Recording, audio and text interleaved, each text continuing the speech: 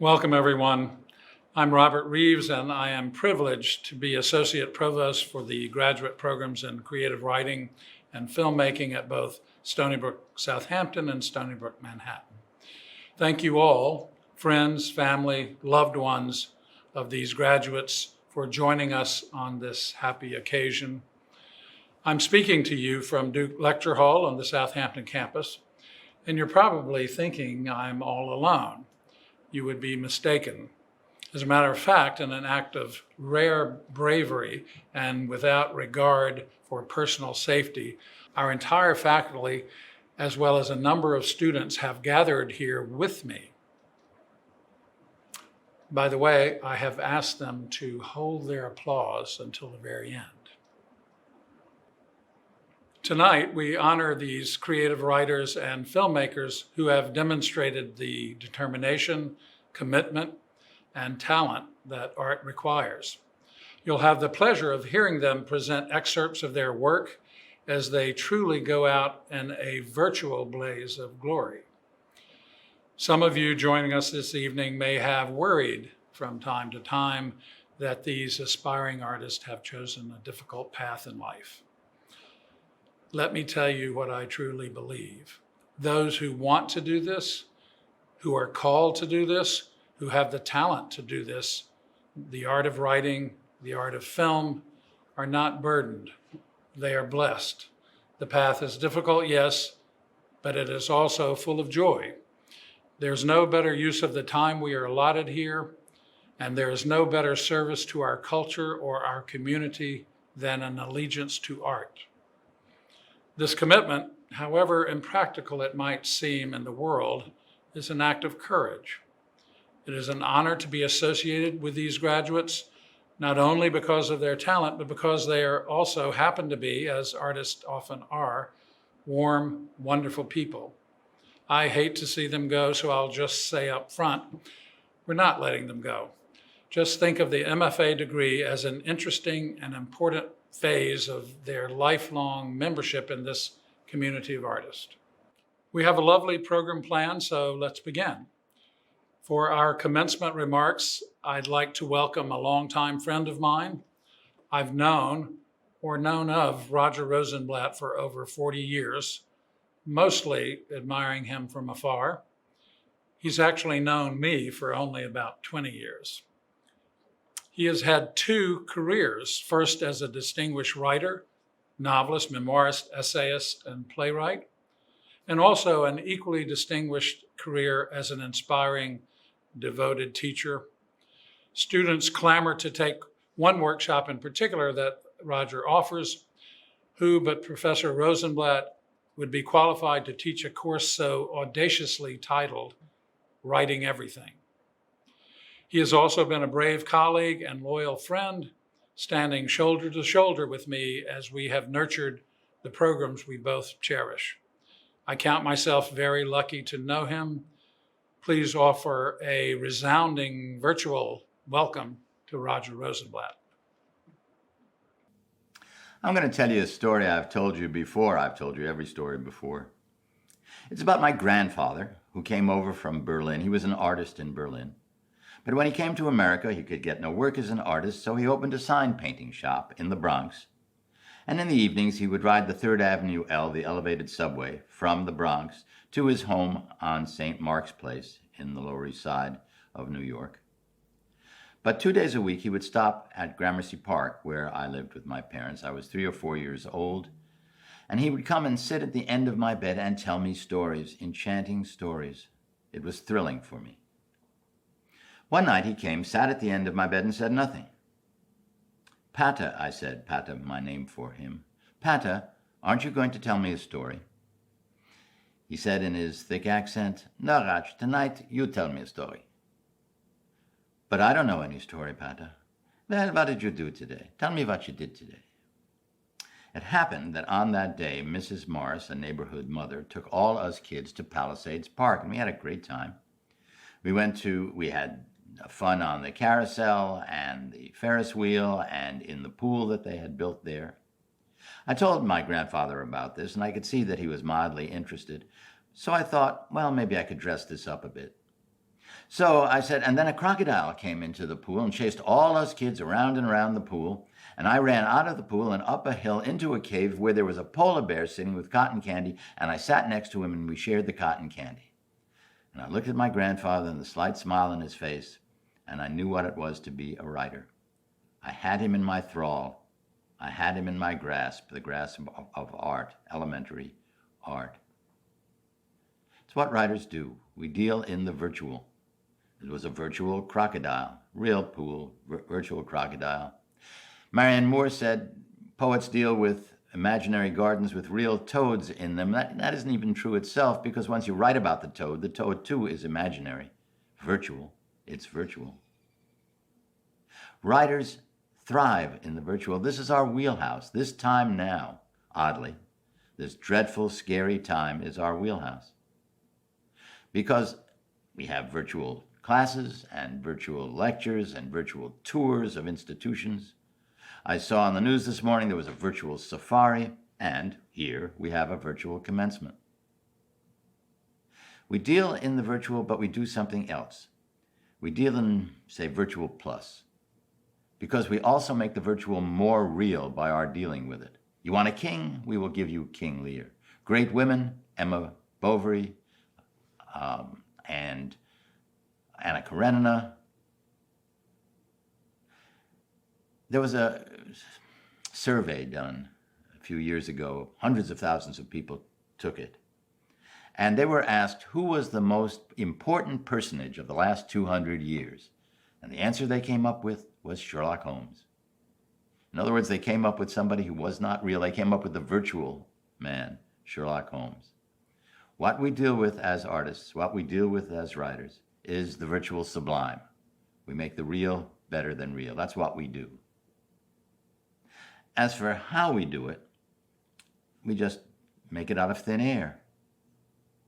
Our daughter died some years ago, and my wife Jenny and I lived with our grandchildren in Bethesda, Maryland for 7.5 years. We lived on the lower level of the house. And during that time, I would go over, there were 3 children, go over to the kids' school and talk about writing from time to time.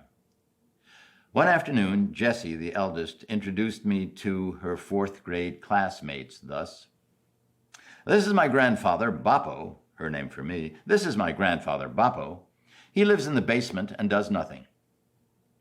I couldn't fault her for accuracy. It's exactly what I did. As far as she could tell, I was doing nothing. I was doing nothing, or making something of nothing. King Lear said, King Lear again, King Lear said, nothing comes of nothing. But for writers, everything comes of nothing. Edgar Doctorow, E.L. Doctorow, the great Doctorow, said, "I start with nothing in a novel, and then I pursue the nothing into something." The great American novel, in my judgment, is Invisible Man, Ralph Ellison's Invisible Man. Better than Huck Finn, in my judgment, again, because it shows all of America, black and white America, and it shows white America particularly through the lens of the black artist. What did the Invisible Man do? Nothing. He lived in a basement and did nothing. Of nothing, he made everything. The sublime, the virtual sublime. What we do, how we do it, and the most important thing, why we do it. Why do we do it? To save the world, nothing smaller. To give the world to an embrace, to give it clarity and beauty and truth, to alleviate the suffering. To take people like my grandfather and say to him, "I'm sorry you couldn't become an artist here as you were in Germany, and so you're poor." He was poor. But we will give you life. We will embrace you with life. We will tell you you are important in the world, no matter who you are, which is what writers do. Writing makes justice desirable, evil intelligible, grief endurable, and love possible. Graduates, we are so proud of you. We're proud of the work you do. We're proud of the people you are, the wonderful people you are. We're proud of your parents who will support you for the next 10, 15 years. Writing makes justice desirable, evil intelligible, grief endurable, and love possible, There are certain things that will never be virtual. The heart is not virtual. Love is not virtual. Graduates, we love you. Really. Thank you, Roger. I heard you slip in that comment about continuing parental financial support. Don't think that certain members of the audience noticed that. Here, I'd like to pause to thank our technology wizard, Frank Imperial, who has masterfully guided us through this transition to a virtual world. Everybody in our community knows how important Frank is. By the way, Frank, I noticed that Roger had this impressive shelves of books in the background. I mean, everybody seems to have impressive shelves of books. Could I have an impressive shelf of books?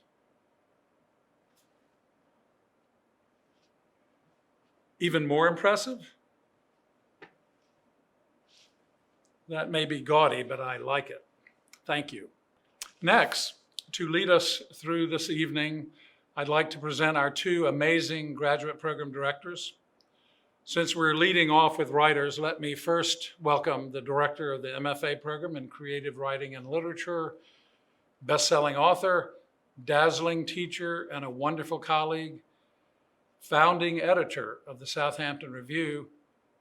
Please welcome Professor Luann Walker.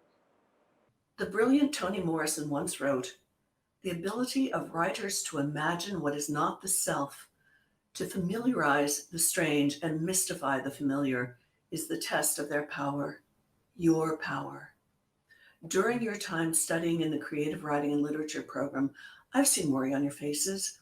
I've seen confusion, puzzlement, angst. I've also seen pride, not the sinful kind. And I've seen elation. To a person you have worked with enormous devotion to your craft. You've been spelunkers, astronauts, deep sea divers, explorers. Ah, the thrill of discovery. As writers, we have power, and it is our task to empower others. Heartiest congratulations to you all. You have well and truly earned your degrees. Use your incredible talent to bring meditation, mediation, action, and beauty into the world. As Toni Morrison also wrote, there is no time for despair, no place for self-pity, no need for silence, no room for fear. We speak, we write, we do language. That is how civilizations heal. Thank you. Thank you, Luann. Next, the wonderful Magdalene Brandeis, director of our highly regarded MFA in Film program. By the way, the first MFA in Film in the entire SUNY system, which features outstanding faculty brought together by Magdalene, including producer Christine Vachon and TV writer Ellen Kingsburg. Magdalene is also a producer, novelist, an alumna of our programs, and a very good friend. Professor Brandeis. How do we celebrate our film graduates at this bittersweet time when so many of their classmates were stopped from making their thesis movies just at the point in the semester when they were going out the door with their cameras and crew and cast and locations all set? When there's not a single movie being made at this moment and not a single open movie theater in the whole country, in the whole world, when the film industry itself has been stilled. Tricky times. Luckily, we have history to tell us that although this moment might predict the end of all feature films, this death knell has sounded many times already. The first time in 1917, when the Europeans brought over what we now call the feature film, and we thought it threatened our US industry. Then there was the Spanish flu, the advent of talkies, the birth of television, the invention of VHS, the creation of cable and HBO, and now streamers, and each of these advances predicted the end of the feature film. And each time, the feature film survived. What would this global pandemic be like? What would this have been like without something to watch? When have we more needed art? The feature film and artists who write, produce, direct, and edit stories are here to stay. Although I regret that for these two fierce and fearless filmmakers we are celebrating here today, that more of their classmates aren't here with them. Like all indie filmmakers, they're using the pandemic to get in another rewrite, schedule a pickup, color correct, tweak and edit, and make marketing and distribution plans. But these two directors who are graduating today, they pulled the rabbit out of the hat. They slayed the dragon. They made it through the gauntlet. I could not be more proud of them. It is them we celebrate today. Thank you. Thank you, Magdalene. So now the highlight of the evening as we present to you these artists and their work. They will be introduced by their thesis advisors. So let's begin by bringing back Professor Roger Rosenblatt. It's my great pleasure to introduce Lindsay Adkins. Lindsay has so many talents as a singer and an actor and a writer. I'm glad she focused her writing talents with us because we were blessed with them. She's written this remarkable thesis, a remarkable book called Paper City. The title itself is wonderful because paper can go so many ways. Paper, did you read it in the paper? It makes it sound terribly important. And then you think something as flimsy or mere as a piece of paper, or you paper a house in the theater. She gets both extremes in this remarkable piece of work that's a combination of poetry and prose, a hybrid, beautifully done. The poetry and the prose really come to music, and music is in her, and she puts it in this piece of work, this book. Becky Faust, the poet, called Paper City remarkable. It is remarkable, and so it's my joy to present the remarkable Lindsay Adkins. Thank you so much, Roger. What an honor it is to be here and to be able to read some of Paper City. So, without further ado,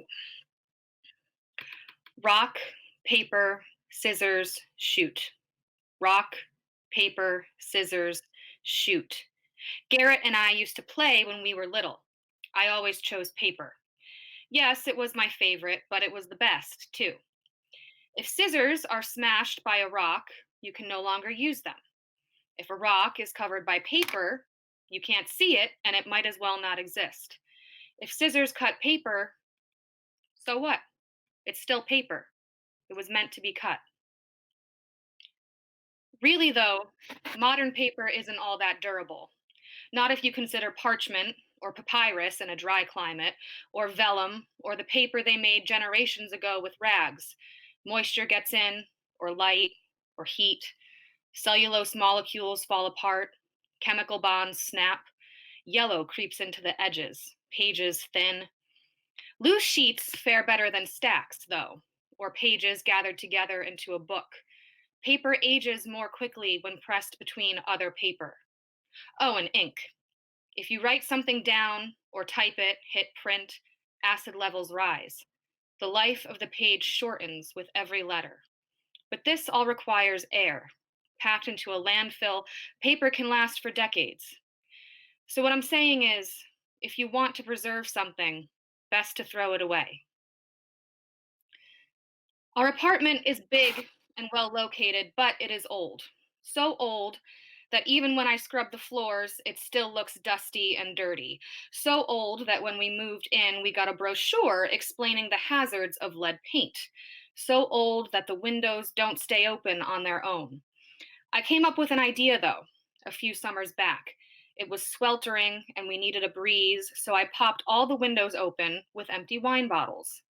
I then realized the bottles should look nicer, more decorative, intentional. So I decoupaged them with multicolored strips of tissue paper until they looked sort of like stained glass. And they pulled together the different color schemes of different rooms, which was nice. And I never stopped to consider why we had so many empty wine bottles. Thank you. And it's now my pleasure to present you with a book on behalf of my colleagues and the department, the whole MFA program, a book appropriate to you. It's a collected poems of Robert Frost. We try to choose another New England writer who combined such thoughtfulness with passion. So it's our joy to give you the collected Robert Frost. Thank you so much. I love him, and I can't wait to spend time in his collected works. Lindsay, what a joy it has been to be your teacher. And speaking of joy, what a joy it is to introduce my remarkable colleague, Amy Hempel. It was such a treat to get to work with Jessie Halprin, and it's a great treat to introduce her now, reading from her very powerful and vivid collection of linked stories titled Whiskey Town is a Woman. Jessie. Thank you, Amy. I'm going to be reading from the first story in my collection. It's titled Welcome to Whiskey Town. When I want to procrastinate homework, I sometimes find myself piss poor drunk on a sidewalk at 11:30 on a Wednesday night. And when I say on a sidewalk, I don't mean standing or walking. I mean lying on my back, becoming part of the pavement like discarded gum, now black with grime from the bottom of people's shoes. Because Ricky just pushed me down the street on his skateboard while I lay on my stomach.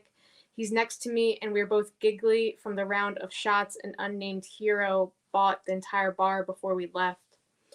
We laughed with our heads tilted back to the winter sky. Behind the clouds are stars that are hard to see on a clear night due to light pollution. I remember the astronomy homework I left unfinished at home. Earlier this week, I observed the sky at a beach about an hour away, where there are no buildings except a high school for kids that want to become mariners and a Coast Guard station. I'm supposed to turn in a log of what I saw at 8:30 tomorrow morning, but I push Orion and the twins out of my mind, and the dog star shining brightest in Canis Major follows dutifully. Todd catches up to us, walking with a girl whose name I don't know, but who could use a coat. I never understood why girls sacrifice warmth for short skirts and tops meant for warmer weather. There is snow predicted for tonight, and no guy's attention is worth me being cold. But she seems content. Her long black hair running down her back moves with her body, each strand in its place. Her skin is so pale you might think she's a ghost. Todd extends his hand to help me up, but I'm laughing too hard to find my grip strength. He grabs the front of my coat with both hands and hauls me off the ground. He smiles, and I see his small teeth, and I think about how adults with little teeth creep me out. Ricky peels himself from the pavement and doesn't bother to brush the dirt off his jacket. I don't either, as we pass an elementary school, a church, and a convenience store where you can buy loose cigarettes for $1 on our way to 807 Bank Street. I feel invincible to winter. The gin I was drinking keeps me warm from the inside out. It keeps me warm in a way nothing else can, not a blanket fresh from the dryer, a hot shower, or another body pressed flush against mine. That was beautiful, Jessie. Thank you so much. I want to read something Rachel Lyon, the third reader, said. She felt that she was a temporary resident of Whiskey Town, immersed in its politics, its tragedies, and its weird, seedy magic. And Jessie, because you started with a place and wrote about the things that could only happen there and nowhere else, I chose for you another collection of pieces of stories about imagined places, Calvino's Invisible Cities. Thank you, Amy. It's been a pleasure working with you. I never imagined to find such friendship in my thesis advisor and being able to come to you with more than just writing problems and being able to talk to you about our dogs. And it's just been so wonderful working with you. Thank you. I knew the dogs were going to get a mention in there somewhere. Congratulations again, Jessie. Such a wonderful, wonderful day. And now I will pass along things to Susie Merrill. I'd like to introduce the wonderfully talented Jay Deitcher. Okay, I'm Jay Deitcher, and I'm reading from Someone's Gotta Chuckle. I picked up the phone, then I heard Adam gasping. I'll be home to celebrate, I said, soon. Adam was a freshman at Granville University, and he just wrapped up his first paper. Specifically, he'd submitted it to his professor. A huge achievement because letting go of his work was the hardest part. So, of course, my wife and I had planned an elaborate dinner of Adam's favorites: noodle kugel, mac and cheese, pecan pie. Our family had celebrations repeatedly and often for awards and honors, all for a gifted son. That was one title his high school had put on him. Doctors, too. They suggested other diagnoses. They said he lacked coping and social skills, that he would never connect to peers. We were told if they didn't intervene, he wouldn't be able to live alone. Many social workers and institutions would have loved to help, possibly institutionalizing him for the rest of his life. Thank you.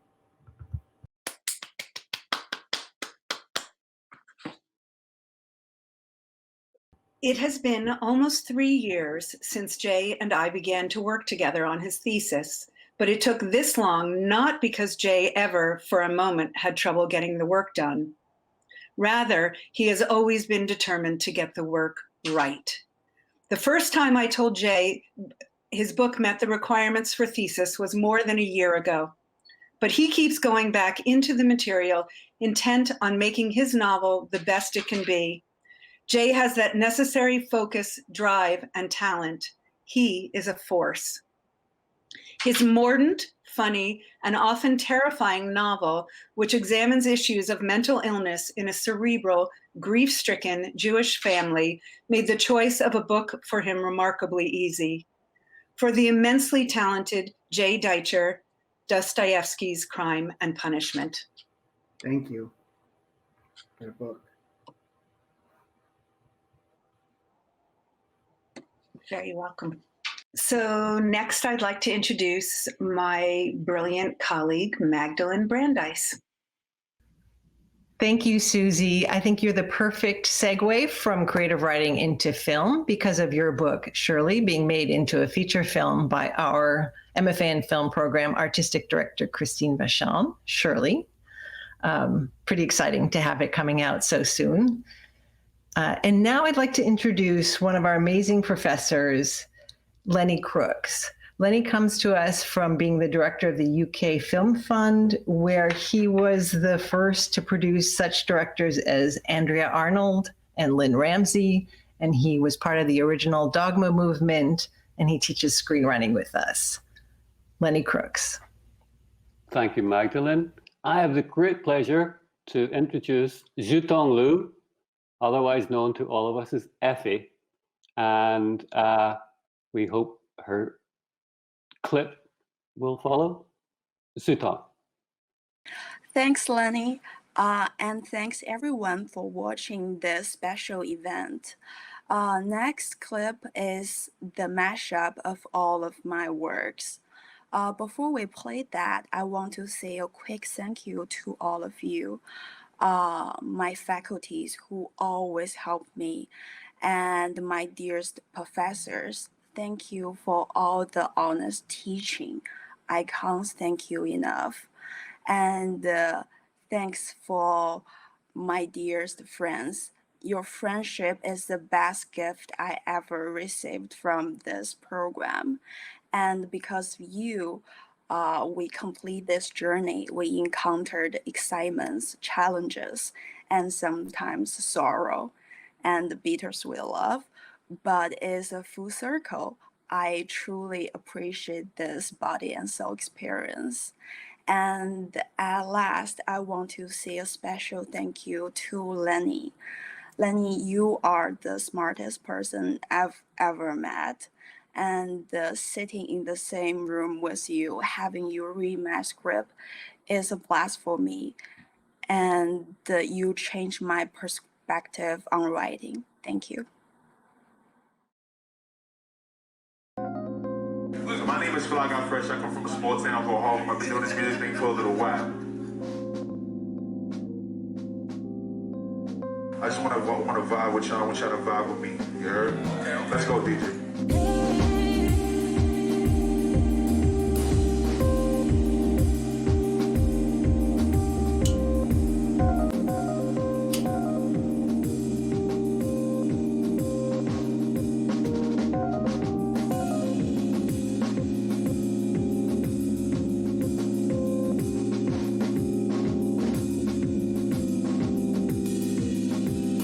Listen, come on. I'm not kidding. Promise me you'll forget about it. I do it because this is my passion, and it's It's a way for me to vent. I started doing it when my grandmother died.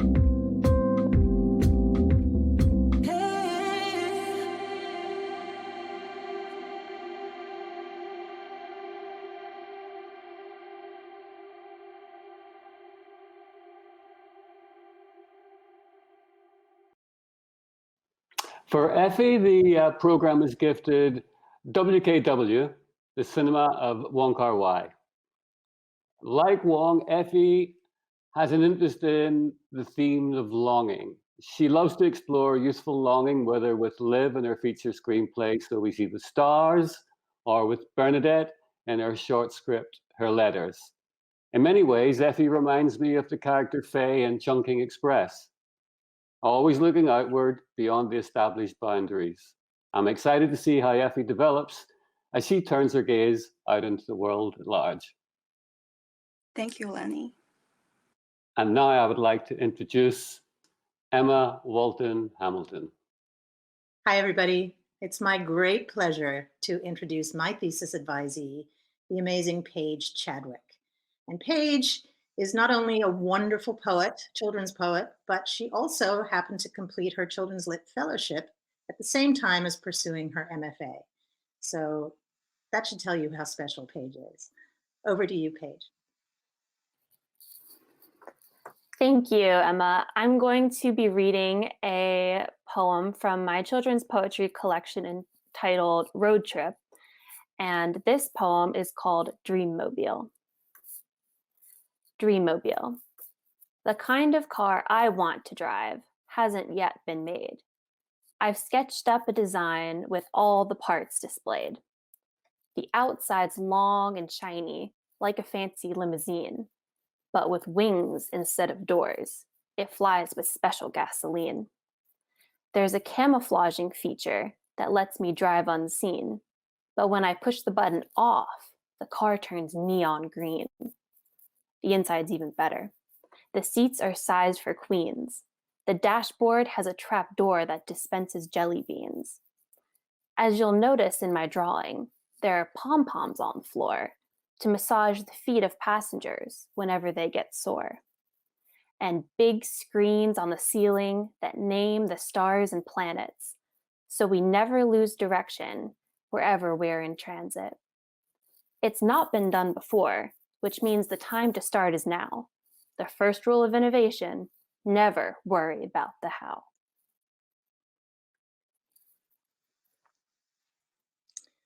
Bravo. I love that poem. I love all Paige's poems. And in way of saluting Paige today, I thought I would take a stab at trying my own poem as an ode to Paige and in the spirit of Paige's poetry. So here it goes. I've worked with our girl Paige now for nearly a year and a half, and throughout these many months, her work has always made me laugh. I'll be sipping tea while reading Paige's poetry or prose when a Chadwick turn of phrase will make me spit it out my nose. Not content with a mere master's, Paige signed up for Children's Lit, embarking on her fellowship with grace, aplomb, and wit. We had feather-challenged penguins and dragons who blow bubbles, and shabby sheep who think they're chic but have a trove of troubles. Paige charmed her fellows with her humor and compassion and kept us all in stitches in her droll and candid fashion. Her thesis is comprised of children's poems with a twist. From dinosaurs to dust mites, no subject has been missed. So move over, Jack Perlutsky, Dr. Seuss, Shel Silverstein, and let us raise a glass to Paige, our kidlit poet queen. Congratulations, Paige. I'm so thrilled for you and so very, very proud of you and all the hard work that you've done. And in honor of this occasion, I have selected Where the Sidewalk Ends by Shel Silverstein, but this is a special edition containing 12 extra poems and drawings. And I hope you enjoy it and that it's a source of inspiration for you. I know that you are on track to be just as wonderful a poet as Mr. Silverstein was. Congratulations. Thank you so much, Emma. I love Shel Silverstein and I love that poem. That means so much to me. And it's been wonderful to work with you over the past year and a half and to have you as my advisor. I feel very, very lucky. So thank you. Well, the feeling is totally mutual, Paige. It has been just such a joy working with you both as a fellow and as a thesis advisee. And I know you're on to great things. I'm so proud. And now I think it is my duty and my honor to introduce our next presenter, the amazing Luann Walker. It's my very great honor to introduce to you an extraordinary writer, Dorothy Hom. On a dank January morning, my husband and I head to Port Jefferson, a busy harbor town on the north shore of Long Island. Its shallow beaches sweep to either side like a pair of welcoming arms. The Bridgeport and Port Jefferson Steamboat Company has carried passengers to Connecticut for 132 years. Driving into the ferry's maw, briefly, I am Jonah. If I am engulfed by anything, however, it is with a feeling of wary doubt. Today, we do not flee from God. We are journeying to see our daughter, the addict, in our halfway home at Turnbridge. Inside the passenger cabin, we sit at a table affixed to the deck.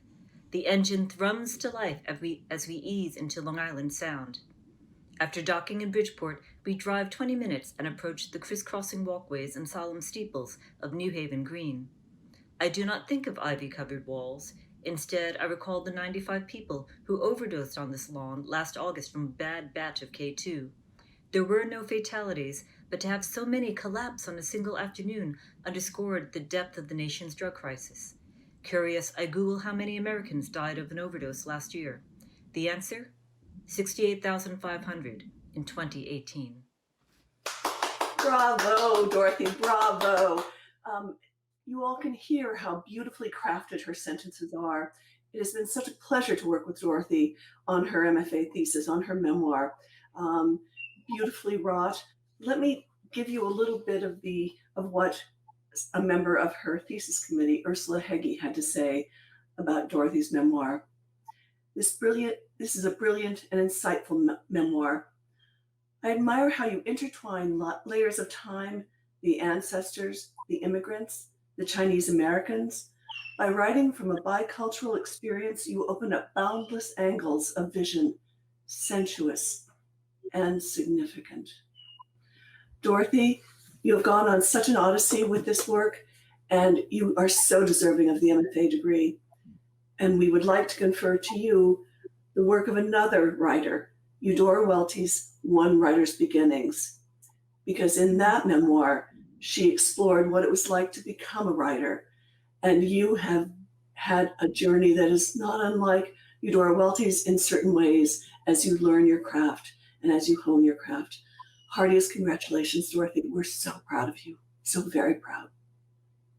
Thank you so much, Luann, and thank you so much to Stony Brook for the remarkable time I've had as a student in your program.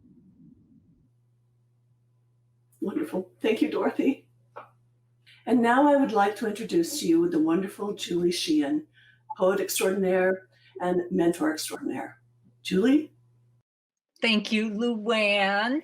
And now it's my absolute pleasure to introduce the next reader and MFA candidate, Matthew Kunin, who will be reading from his collection of poetry called Toy Gun. Thank you, Julie. Thank you so much. So Toy Gun is the manuscript that I've been working on. And it deals a lot with evolutionary violence, toxic masculinity, and mental health. So I'm going to be reading a poem from it, and the poem is called Staring Contest. A firm bed suspends me between ceiling and floor, though I've slept on floors, which are ceilings, depending on how you enter a room. I can't name everything that enters my room. Some nights I feel 1,000 legs, and none are mine. A spider on the ceiling does not want a paper towel casket, nor can she produce enough silk to casket me. I leave that to the room, and the days it shrinks to where I am both ceiling and floor, recalling all of the rooms my head has devoured whole. I am still learning how to eat my way out of air, how to bore holes through the hole that holds my neck. She descends her drop line and twirls like a mobile, assuring the space between us the way a mother checks the closet for boogeymen. I sink to welcome an absent dream. My skull splits open. 1,000 legs crawl out. Thank you. Fantastic, Matt. That is amazing, of course. And in recognition of your amazingness, and because you've given me the pleasure of your poems, one good book deserves another. So I'm presenting to you an edition of Hart Crane's complete poems. So like Hart Crane, right. So I have a couple of words about how this is a good fit for you. Like Hart Crane, you embed a hairline fracture of trauma in almost every poem. And like Crane, you seek an American idiom that embraces both then and now. In a Kunin poem, don't be surprised to encounter prosody drawn from the English literary tradition side by side with the contemporary poetics and diction of spoken word, hip hop, and rap, just as Crane's The Bridge combines his rough pentameter with a modernist view of New York City. Both poets are bards of the anxious, the edgy, the broken, and both are asking the same unanswerable question: how did we get here? So thank you, Matthew. That's so nice. You know what? Those are such generous words, and thank you, because I honestly don't know how I would get through this process without you, and you've been such a great help and so supportive. So from the bottom of my heart, thank you so much for this. I appreciate it. Well, you have done the lion's share of the work here. So off you go into a very bright future, and off the rest of us go to our next thesis candidate. And allow me to introduce the advisor, Roger Rosenblatt. Hi, it's my great pleasure to introduce Sarah Stoss and to introduce her reading. Sarah was my student in a class, I think it was a memoir class, but I know that this wonderful novel that she's written, Halfway Home, began as a memoir. And she and I talked about it, and it wasn't quite working the way she wanted it to work. And then we thought, why not try it as fiction? That's often done, that change from memoir to fiction. And she started, and it took a while, and it took a while, and then suddenly it just bloomed, and she became the writer she is. So fluid, so stylish, and telling a story so brilliantly. And this is a hard story to tell. It's the novel is called Halfway Home, but one thinks of halfway house because there's so much rehabilitation that's under the surface here, and the threat of alcoholism and the difficulty of a family. This is a family novel. So Sarah has bloomed into this wonderful writer, and it's such a pleasure for a teacher to see that happen. And she'll read for us tonight from Halfway Home. Thank you, Roger. Okay, so this comes from toward the middle of my manuscript. Sophie is sitting on the hood of the car. Mo is lying down on the grass beside her. The streetlight changes from red to green. I park farther back on the road and walk over to her. How did you find me? Sophie asks. She's been crying, I can see. How often do you come here? I ask, as I sit next to her on the hood of the car. I try to calm myself down, but my voice wavers. This is the first time. I couldn't before, she tells me, and I understand. She doesn't need to explain. It's not that I don't want to live with you, I tell her. I want to explain this as best I can, but the words run away from me. The light changes to yellow, then red. You don't need to explain. Sophie looks at me then, and I see she still has the same face. She is still a child. I squeeze her hand. I knew you would be here. You're always going places I'm too scared to go. I laugh slightly, trying to hide the nerves in my voice. I thought it was time I come to say goodbye. I don't feel Mom in the cemetery. I think she's here. Sophie looks over at the tracks, and my eyes follow hers. A train is coming. Thank you, Sarah. And it's our pleasure to present to you, that is the pleasure of the faculty at Stony Brook Southampton in the MFA program, to present to you a book that we thought you would like, and I hope you haven't read it yet. It's Isabel Allende's House of Spirits.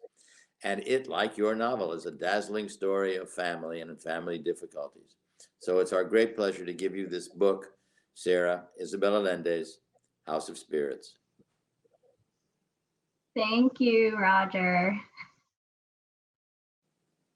And now it's my pleasure to introduce my colleague and friend, my real pal and musical friend, the amazing Paul Harding. What incredibly good luck that I got to be your thesis advisor, Valerie Sanfilippo. What a joy and a marvel to watch you find your subject and story.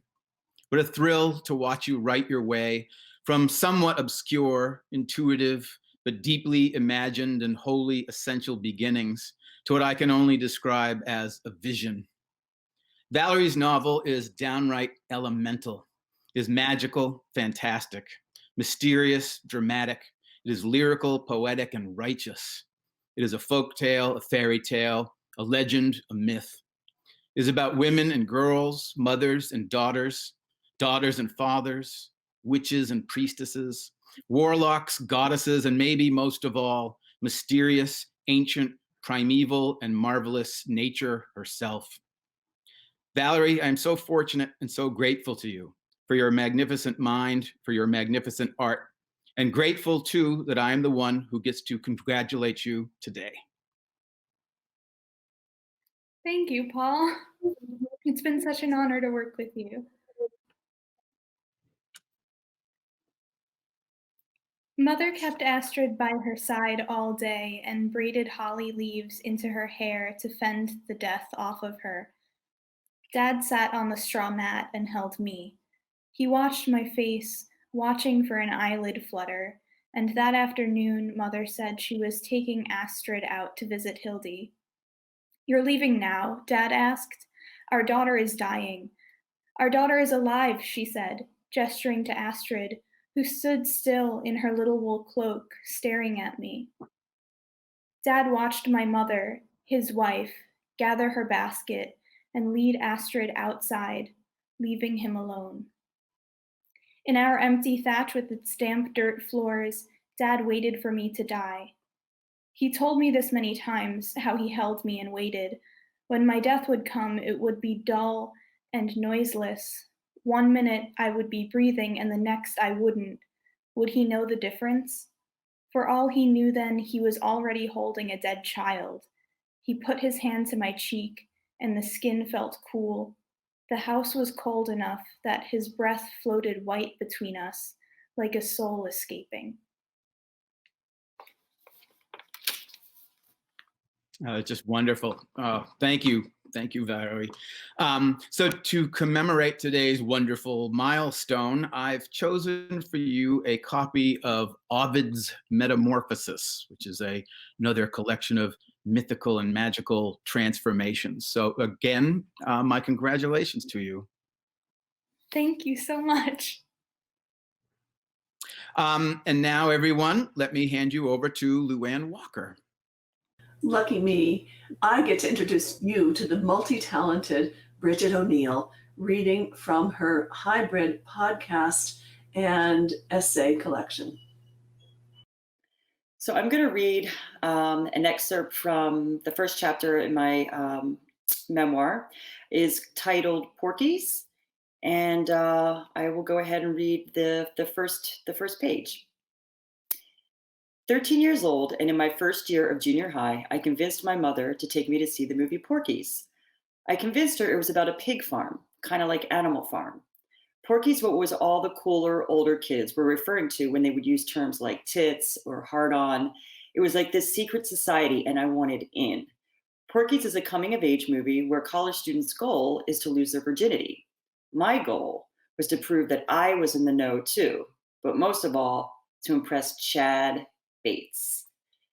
Chad Bates and I were in the 6th grade together. His brother was in the 8th, and they shared the same friends.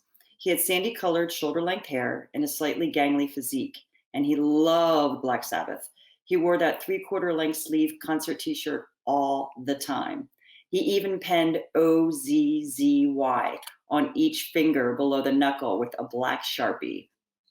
Chad seemed so unattainable. He had access to all the 8th grade girls with perfectly feathered Farrah Fawcett hair, well-fitted Jordache jeans, and curves. Curves that would hold their combs in place in their back pockets, curves that would force the band's names to rainbow across their iron-on t-shirts. What would he see in a scrawny, flat-chested tomboy who all the boys coined as a carpenter's dream, flat as a board? My own 3/4 length sleeve shirt showcased the Smurfs, which read, "Keep on smurfing." I had a lot to learn. Bravo, Bridget. That was so much fun. As you can tell, it was a great joy to be able to work with Bridget on this thesis, which was our first podcast / essay collection. And it turned out just beautifully. Let me just give you a hint of what the response is to it. Patty Marks, who was Bridget's second reader, said, she loved the way that you wrote about over applying chapstick to make it look like lip gloss.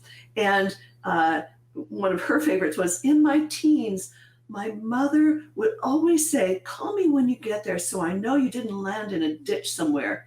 To which I'd respond, "Who the hell do you know who landed in a ditch?" So as you can tell, what glee runs throughout Bridget O'Neill's work. And the MFA program in Creative Writing and Literature would like to present you, Bridget, with a gift, a parting gift, and that's the Collected Dorothy Parker. For her wit, for her observing nature, for the fact that she explores the social mores around her. She just excelled in so many forms, as do you, Bridget. Heartiest congratulations, and go forth and create some more. Thank you. Thank you so much, Luann. Thank you so much. And I love Dorothy Parker. She's one of the funniest writers. So thank you so much. And thank you so much for your support and having the vision to make this work, because I wasn't sure that it would, and it just worked out just wonderfully. So I couldn't be happier. So thank you so much. Yay. I have the added pleasure of getting to introduce the wonderful Roger Rosenblatt. It's my great pleasure to introduce Cornelia Channing. Few graduate students have ever been as popular as Cornelia. Apart from her other qualities, she is also represents the Channing Daughters Winery, which makes her immediately popular with all the students and much of the faculty. The second happiest moment in the class that Cornelia took with me a couple of years ago was when she came in with a bottle of Channing Daughters wine, newly made, and paper cups, and the class happily got sloshed. The happiest moment for me with Cornelia was when I saw what she was writing, this wonderful, rollicking family memoir of a beautiful, rollicking family. And she writes like a dream, and as you will see, or at least you'll see a snippet of, and it's just been a perfect joy to teach her and to be in her company and to watch her grow as a writer. So with nothing more to say, but cheers, Cornelia Channing.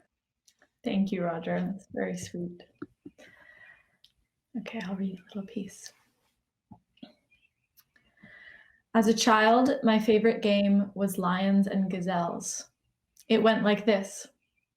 On summer afternoons, my sister Sylvia and I, the lions, would take to the field behind our house to prowl through the tall grasses in search of prey.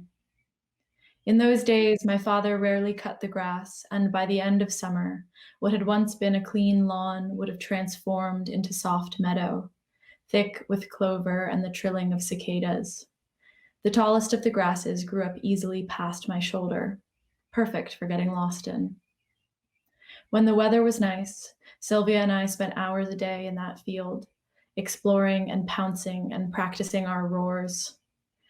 At some point, when the sun began to slide ever so slightly lower in the sky, causing the light to shift in an almost imperceptible way toward evening, We would choose hiding spots, hollowed out places in the grass, and curl up to lie in wait. The trick was to crouch down low so the top of your head wasn't visible, communicating only through silent gestures, a slight bobbing of the head to indicate our positions, an open palm meaning to stay quiet. We held our positions for what felt like hours, the coarse hay striped imprints on our soft knees. Eventually, thinking the coast was clear, our prey came ankling out to graze. Once a good group was within range, Sylvia and I would give the nod, and we would mount our attack, jumping out and charging at them, letting out great roars. Sylvia was always quicker than me. My view of her was from the back as she ran determinedly ahead, her whole posture bracing forward, lips pursed against the wind, her blonde hair whipping behind her in a golden flame.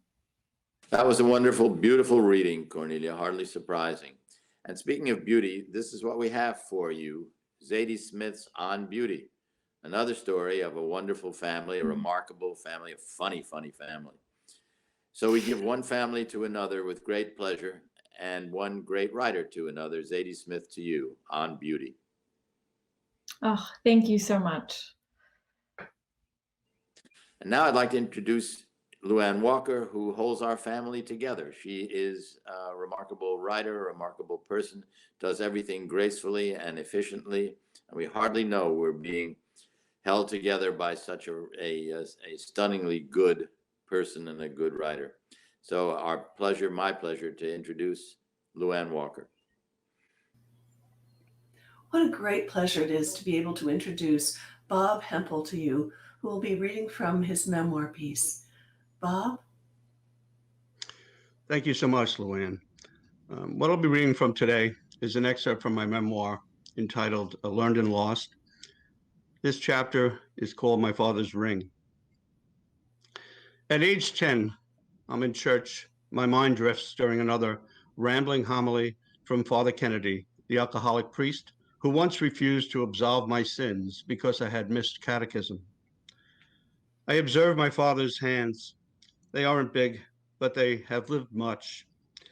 They were workers' hands that had moved up the ladder and had achieved something very big, something profoundly important, something golden, something I couldn't possibly relate to until I was a father or had gone to war myself. He wore a heavy ring on his right hand, a hand identifiable by a raised callus on the middle finger, the result of his drafting blueprints for years with mechanical pencils. Now his hand had dark blue veins beginning to raise across its back. The heavy gold ring with a deep red stone shone of authority, like the crown of King Solomon, and inferred an equal wisdom. Heavy is the head that wears the crown, my father would say time and again. Engraved American eagles adorned both sides of the ring with clear lettering surrounding the deep red stone. U.S. Merchant Marine, 1945. Yet the hard precious stone had been chipped from his working on car engines when a rusted bolt wouldn't loosen, causing his hand and ring to slam up stone, metal, and flesh. He never took the ring off, out of his sight, that is, and if he did so in public, it was for a purpose. So much seems to have relied on the symbolic with my father. The title of his favorite book, the only movie he took me to alone, Beau Geste, translates to the good or grand gesture. To be granted the chance to wear Dad's ring was his beau gesture, always with a lesson embedded. Feel its weight in your hand first, look it over, and then try it on. Years later, once I left the secure job he wanted me to keep in Brooklyn to teach elsewhere, I got a call from my wife, Karen, hospital, heart attack, come home, intensive care. My mother tells me Dad's asked to see me alone. At his hospital bedside, his mood solemn, his blue eyes assertive, I feel him open my hand. The weight of his ring presses into the palm. The unspoken beau gesture arrives. I protest. He protests back, take it, Rob. I obey and reach over to kiss his sweated forehead, his warm lips, as I reassure him with a ramble of ridiculous words of hope. He places his hands behind his head, alleviating pressure on his heart, perhaps comforted in having lived to enact a rite of passage he envisioned in the days of raising a family, of church-going. In private, I place the ring on the hand. I rue the perfect fit. Thank you. So moving, Bob, so moving. You've worked very hard in your courses, and we're very pleased that you've obtained the Advanced Certificate in Creative Writing. And I'd like to just say to you how impressive it is that you also have taken this knowledge that you've gleaned from your classes and you have used it in your high school teaching, where you are a very beloved teacher.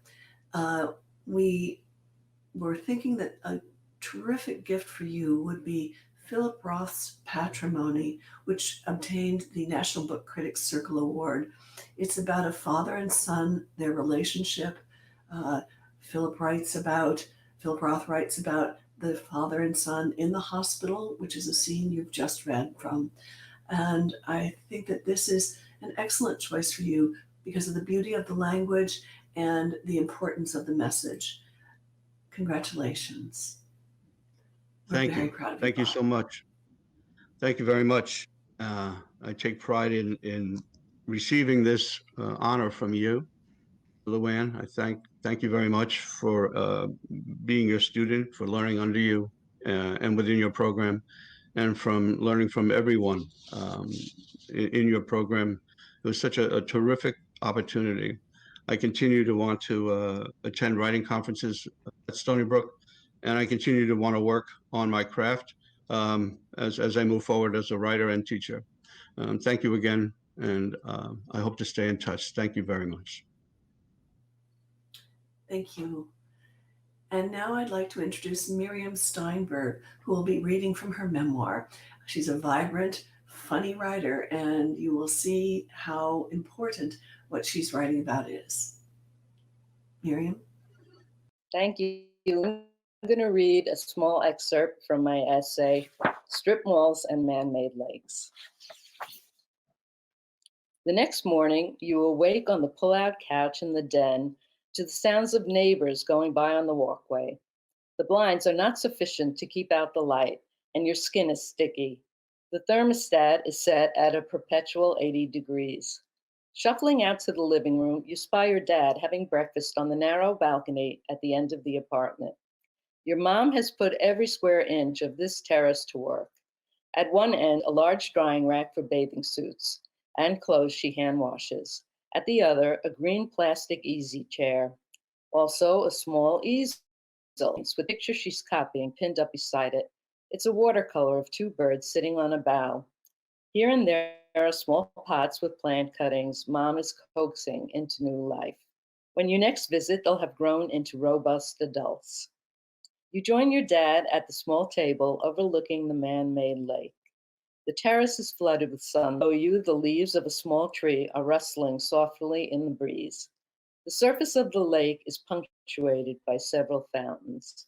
You wonder at their purpose. Is it decorative, celebratory? Do the people of Century Village awake to another day and congratulate themselves at having lived? Clearly, the fountains reinforce the man-made feeling, and yet the sound of the water splashing is soothing. Sitting quietly with Dad, you begin to hear the sounds of nature assert themselves. You recognize birds calling to one another and watch their graceful glides and dips across the lake. You congratulate your parents on having overcome this and splurged on the Jasmine model lakefront apartment. Worth every penny, you say. Thank you. Bravo, Miriam. As you all can tell, Miriam has worked very hard collecting anecdotes from throughout her life, her childhood, her adulthood, her role as a mother and wife, and then as the daughter of her parents.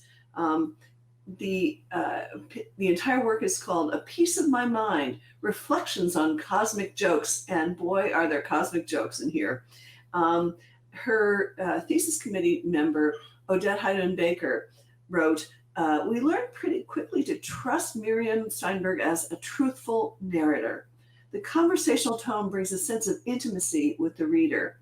For example, Miriam writes about Aunt Debbie, the energizer, because she keeps things going no matter what. And then Steinberg adds the detail that Aunt Debbie brings a chocolate chip cake that is kept moist by means of a shower cap covering. Really very amusing details. And the imagery throughout is beautiful. Miriam, you should be very proud of what you've accomplished. We certainly are thrilled to have worked with you during these years. So in honor of you and your hard work and your very clever humor, we'd like to present you with Most of S.J. Perlman.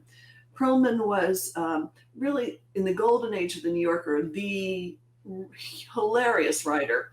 And this particular volume comes with an introduction by Steve Martin. So I think that drollness really speaks to what you create as a writer. Heartiest congratulations. We're thrilled for you, Miriam. Thank you so much, Luann. I want to thank you from the bottom of my heart. Thank you. And now I'd like to introduce Roger Rosenblatt. Hi, I'm Roger Rosenblatt, and I'm sitting in for Melissa Bank, Melissa was the first reader, that is the advisor for Priya Jain's wonderful thesis. Melissa can't be here tonight, but I'm sitting in for her, but I'm not taking her place. Nobody can take her place. The remarkable, wonderful Melissa Bank. So I'll do my best. And speaking of doing one's best, I was overjoyed to hear from Priya Jain again. I hadn't seen her since she took a memoir class from me many years ago. And then she shows up at my virtual, my virtual doorstep with this stunning book, A Marriage of Air and Earth, about everything really, about India and about family and about an individual, about herself. She has, Priya, has the temperament of an archaeologist and the skill of a poet. And so the combination of those professions, those leanings, result in this stunning book, which I have no doubt will be published and will be hailed, A Marriage of Air and Earth. In the book, much is made of Dharma, the idea in India of the highest truth, Dharma. And so it's my joy to present this wonderful writer, Priya Jain, and her Dharma. Thank you, Roger. In the beginning, there was Dharma, a concept as old as the Vedas. Dharma was the highest truth, making order out of chaos. And in order to live Dharma, it was necessary to marry. If Dharma was the main point of marriage, Praja, or progeny, was a close second, with Rati, pleasure, in far distant third place. For though it gave sweetness to the first two, there was the ever-present danger that, left unchecked, Rati could upend a person's Dharma. And so it made sense by this religious way of thinking for parents to marry their children off when they were very young, before their bodies could betray their sense of duty. At the age of 8 or 9 or 10, boys and girls were bound to each other, and when the girl reached puberty, she was sent from her father's household to her husband's. But in addition to Dharma, there was Partivratya, the total devotion of a wife to her husband. Her entire purpose in life was to attend to his needs. Her only pleasure was in seeing him happy. She was the soil and he was the seed, and if he died, it was said that her sins were to blame for her husband's death. In some families, she was expected to pay penance by throwing herself onto his funeral pyre. In more enlightened ones, she was simply shunned. It's my special pleasure now, Priya, to give you a gift from the whole department, from our MFA program. Proudly giving you a gift of the book. We always give books, and this one is Broken City by Suketu Mehta about Bombay. And you undoubtedly know the book, but we're giving it to you as a gift to try to express our admiration for that book, and for the book of which yours reminded us. So with pleasure, we present you with Broken City. Thank you very much. And now, speaking of pleasure, it's mine to introduce Luann Walker, my colleague and friend to everyone here, who runs our department and does so beautifully, as she does everything beautifully, including write. Luann Walker. What a privilege it is to get to introduce you to Frank Tranquina's graphic memoir work. He's going to be reading from To Be Determined, and you're in for a treat. Frank? This is from America's Next Top Graphic Designer. The way graphic design worked at Penn State was this. You start in what they call the pre-design program, and after 2 full years of studies, you officially apply for the major through a portfolio review. The department also made it very, very clear from the beginning that the herd would thin itself out over that length of time, with students either failing out or choosing to quit. I didn't want to flunk out, nor did I want to quit. For perspective, we began with over 60 students, and by the end of my second year, there were just under 25 of us. As a huge fan of reality competition shows like America's Next Top Model, Big Brother, and RuPaul's Drag Race, I'm making it sound way more exciting and dramatic than it actually was. In reality, it was a stressful 2 years of waiting for my turn on the inevitable chopping block. Being fair to myself, I did make it to the very end through pure obstinance and hard work. I shed literal blood, sweat, and tears throughout. X-Acto knives are underrated instruments of carnage. But I couldn't shake the feeling that I would fail and make the cut. I wouldn't be crowned America's Next Top Model. I'd be one of the many beautiful, angular faces whose swoosh to fade out in the closing credits, never be seen or heard from again. Bravo, Frank. You all can hear the sly humor behind everything that Frank does in his writing. Let me read to you from his MFA thesis committee member, Roger Rosenblatt, writing about Frank's memoir. This is a thoroughly delicious jazz rendition of prose and nearly poetry, a compelling picture of mom, dad, and sister, a compelling picture of Gus, the biting dog, spasms of autobiography, a poem about a poem that's not a poem, yet is, a post to friends, a pizza monologue, a visit to a strip joint, appealing original drawings that might have been etched on a prison wall, shouts of musical prose, whispers of sadness and melancholy. It's the latter that gets to you. So, in honor of your hard work, Frank, the MFA program in Creative Writing and Literature would like to present you with Matt Phelan's Snow White, a graphic novel. And the reason we chose that is for its noir-esque adaptations of the classic fairy tale. Congratulations to you, Frank, and we just look forward to more art and words from you.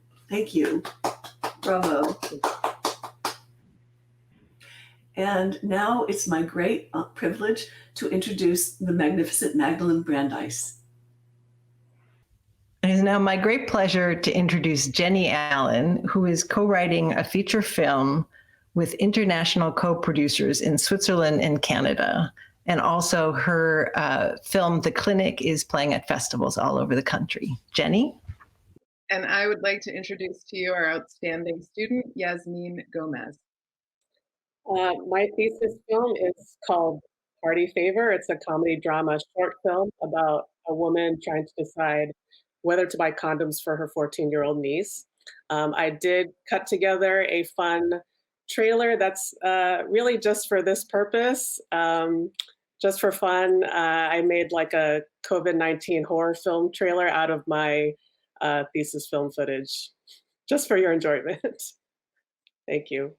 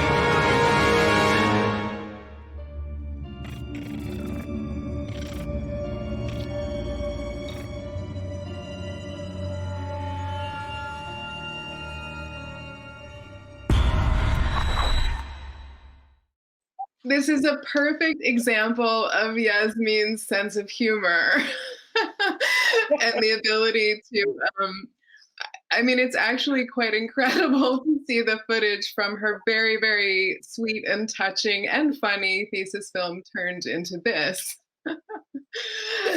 So this goes well with my remarks and our gifting of a book to you.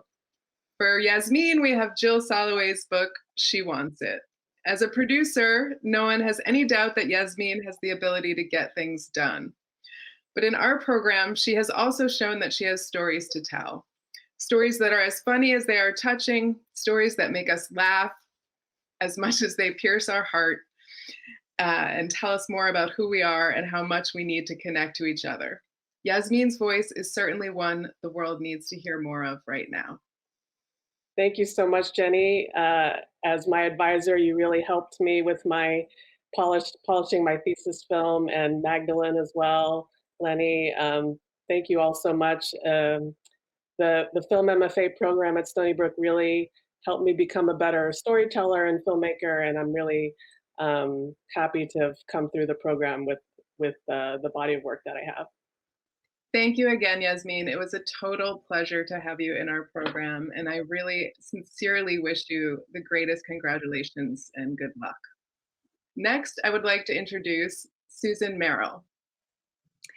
I'd like to introduce the fabulous Sally Martell.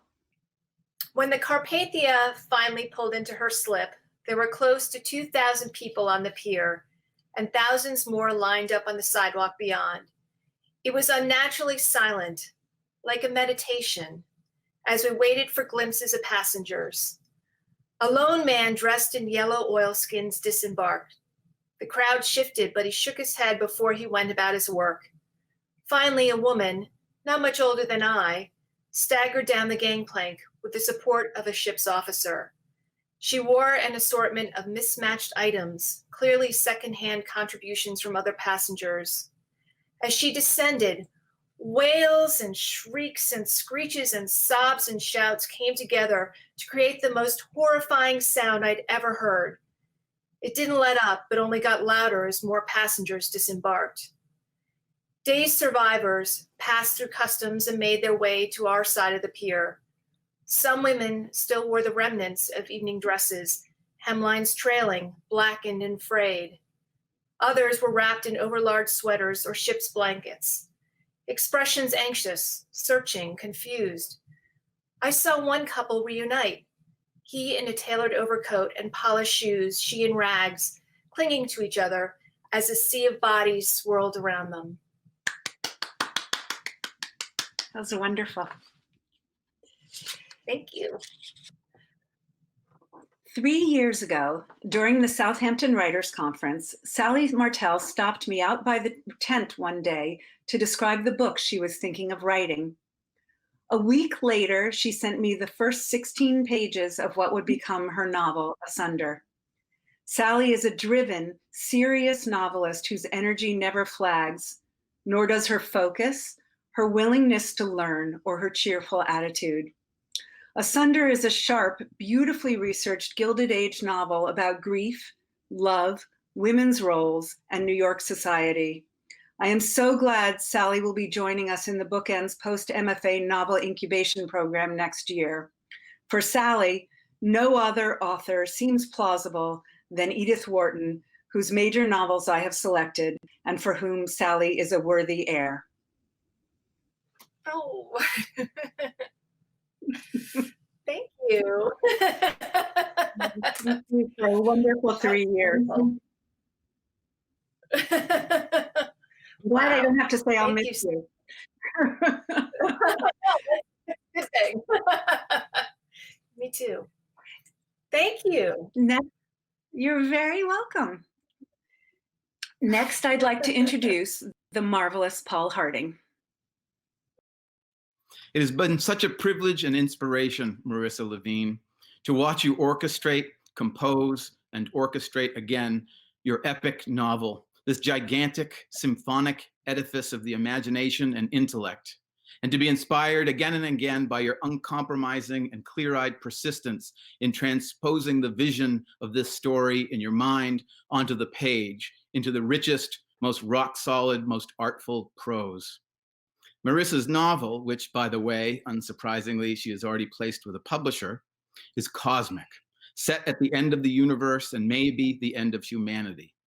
It ponders the deepest philosophical, existential questions about our lives. It is a thriller, a murder mystery. It is a love story and a story about families. It is also a great, whole, wholly beautiful work of literature, of the very finest art.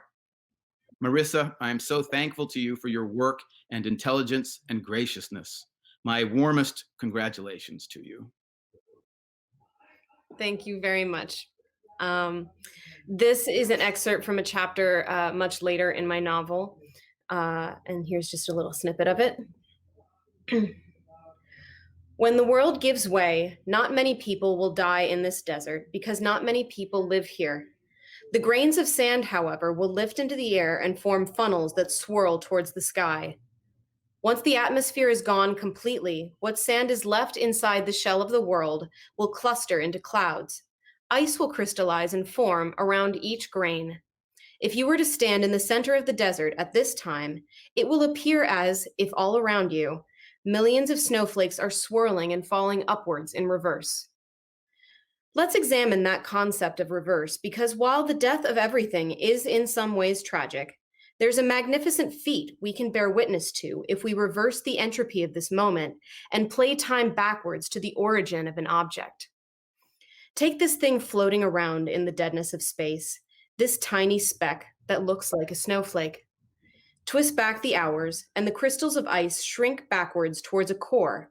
The core grain of sand drifts back towards the shell of the ship. The ship mends itself, which is something too, but let's keep our eye on the sand. The grain of sand rests itself back on the tip of a mighty green dune, and over a century, the dune collapses and the grain of sand sifts back in with a multitude of other grains until the sand has traveled back through space and is back on the old world again. The single grain rises in an arc back into a landscaping truck, which reverses back to a recycling factory where the grain was once ground up. The grain meets its brothers and, speck by speck, reassembles into a beer bottle, which in turn refills and returns to a bar somewhere outside Cincinnati and is redeposited into the hands of a woman breaking up with her lover. And that is the miracle of time, how a bottle of Rolling Rock can travel from a dive in Cincinnati through space, through light years, through forms and functions to one day become a snowflake in a distant galaxy. Thank you. That is incredible, just beautiful. Thank you so much, Marissa. To commemorate today's wonderful milestone, I've chosen for you a copy of John Milton's Paradise Lost, which is another grand epic of all creation. And again, my warmest congratulations to you, Marissa. Thank you very much. It feels very appropriate to get John Milton from you. Thank you very, very much. It's been really, really wonderful, and it's been an honor. I'm so glad. And now we will hand things over to Bob Reeves. Thanks, Paul. So that concludes this wonderful evening. I should point out that this is our first graduation ceremony that will exist on our YouTube channel in perpetuity. Why didn't we think of that before? And now, to confer officially the degree of Master of Fine Arts, please welcome the one person universally regarded in our programs as the force that is responsible for everything, our Executive Director, Dr. Carla Cagliotti. Graduates, you've worked hard and accomplished so much. What an honor it is to bestow upon you your graduate degrees. Bravo. You may recall at the outset of the evening, Professor Reeves asked the faculty assembled here to hold their applause. I don't think I can hold them back any longer.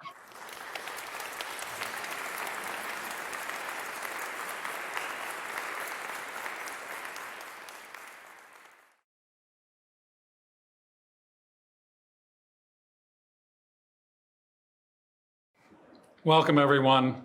I'm Robert Reeves, and I am privileged to be Associate